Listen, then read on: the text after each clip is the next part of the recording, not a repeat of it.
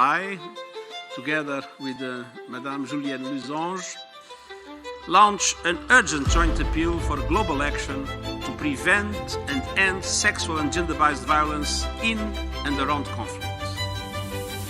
These crimes are just some of the tragic violations of international humanitarian law that we see around the world.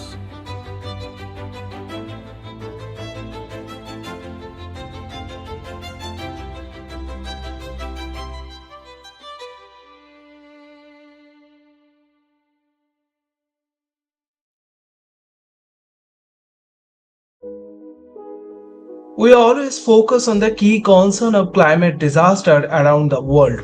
We always discuss on the regarding of economical political diplomacy from the developing countries to developed countries. But we always ignore the human-centric terms. We always misplaced the term of man-made disaster and the crisis of climate victims. Around the world, more than 45 countries are facing a climate refugee crisis, and they are also faces the gender-based violence crisis.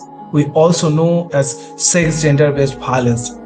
7 years ago, Honorary Secretary General of United Nations Antonio Guterres launched the plan of gender-based violence actions. But in last 7 years, it is already increasing of the top of the limits. There is no actual limits that what is going on for the gender-based violence, for the unconnected, for the displaced person, and also the climate refugees.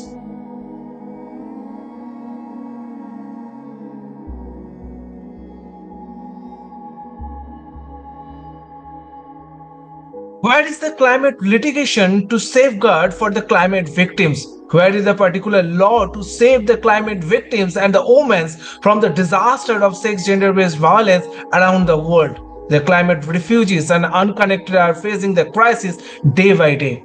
The crisis was in the top peak in the year 2024 in India's Sandeshkhali Sundarban. More than 10,000 women started revolutionary against the victimized crisis about the sex gender-based violence. It was against the government too, that this is the crisis for the women day by day, and this is increasing for the collecting of the resources what they are actually facing. Because in India, in Sundarban, more than 62 islands already misplaced. Around 10 lakhs people are facing the crisis of climate refugee to fight their resources, to fight their daily wages, and also the crisis of to fight their education, to everything. They have to suffer of the sex gender-based violence from the crisis of the disaster from the management, which is actually leading from the government.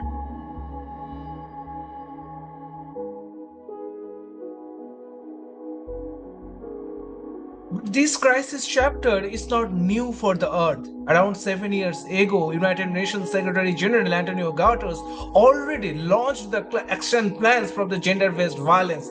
But the crisis is not over yet.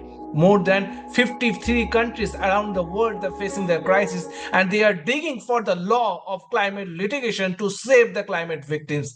This COP30 should focus on this kind of climate litigation policy around the world. More than 2.5 billion unconnected people and the displaced persons who are extremely important for the save the world, and also they are the experience what is the crisis we are facing now, because they know how to maintain a balance of the environment and the real life structure. This is the time to think about the climate litigation to save the humanity, to save the women, also to save the climate victims from the sex gender-based violence crisis. And this COP should be a particular discussions regarding our promotions around the world, from developing to develop, from the global south to global north, regarding our climate litigation, regarding new way of policy, regarding international court of justice, regarding our SGBV issues for the upcoming days. Thank you. A COP30 será a COP da verdade. É o momento de levar a sério os alertas da ciência. É hora de encarar a realidade e decidir se teremos ou não a coragem e a determinação necessária para transformá-la.